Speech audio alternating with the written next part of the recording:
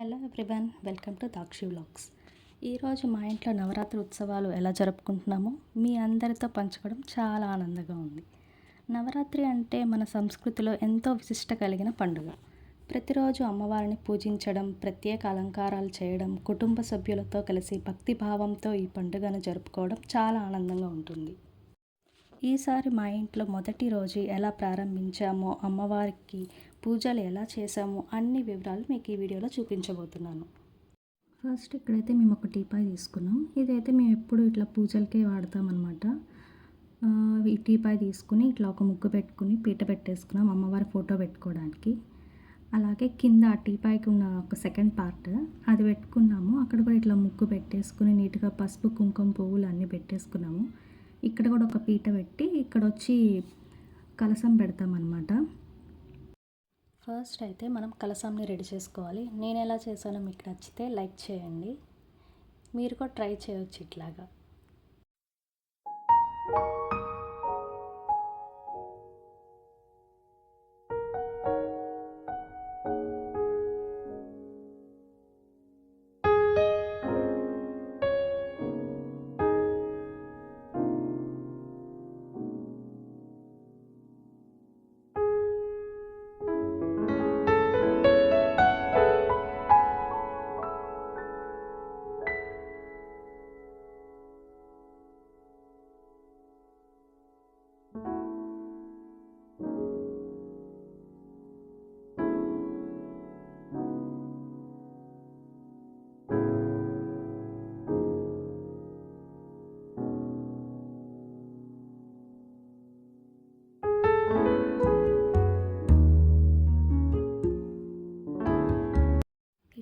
ఇట్లా సింపుల్గా నేను కలసం కొబ్బరికాయని రెడీ చేశాను. ఆ తర్వాత మా అత్తయ్య గారు ఇట్లాగా పీట మీద ఎర్ర జాకెట్ ముక్క పెట్టి ప్లేట్లో బియ్యం పోసి ఆ కలసం చెంబు పెట్టి దాంట్లో ఇవన్నీ నీళ్ళు, పసుపు, కుంకుమ, అక్షింతలు, బంగారం, పువ్వులు అన్నీ వేస్తారు. ఇలా 5 తమలపాకులు పెట్టుకుని ఆ తర్వాత రెడీ చేసిన కలసం కొబ్బరికాయని దాని మీద ప్లేస్ చేస్తారు. దాని మీద జాకెట్ ముక్క, గాజులు అన్నీ పెడతారనమాట.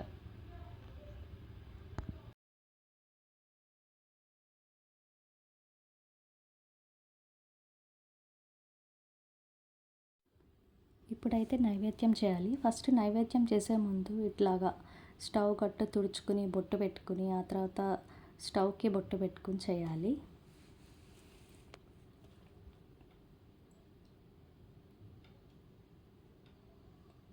మనం దేంట్లో అయితే నైవేద్యం చేస్తామో వాటికి కూడా ఇట్లాగా పసుపు కుంకుమ పెట్టుకోవాలన్నమాట. మేము ఈరోజు శైలపుత్రి దేవి కాబట్టి ఈరోజు ప్రసాదం వచ్చి కట్టె పొంగలి. అలాగే ఫస్ట్ స్వీట్ కూడా చేస్తే మంచిదని చెప్పి మా అత్తయ్య తీపి పొంగల్ కూడా చేస్తున్నారు, 2 పెట్టారు.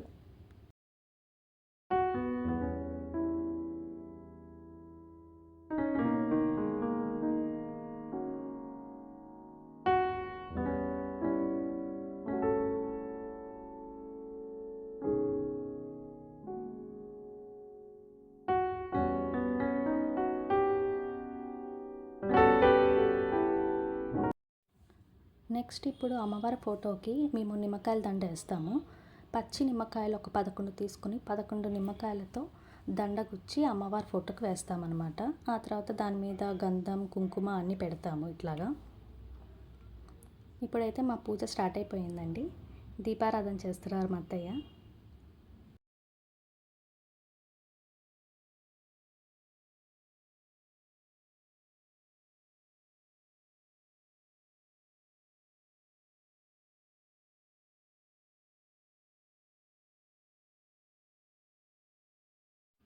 ఇప్పుడైతే మనం పసుపు గౌరీదేవిని తయారు చేసుకోవాలి.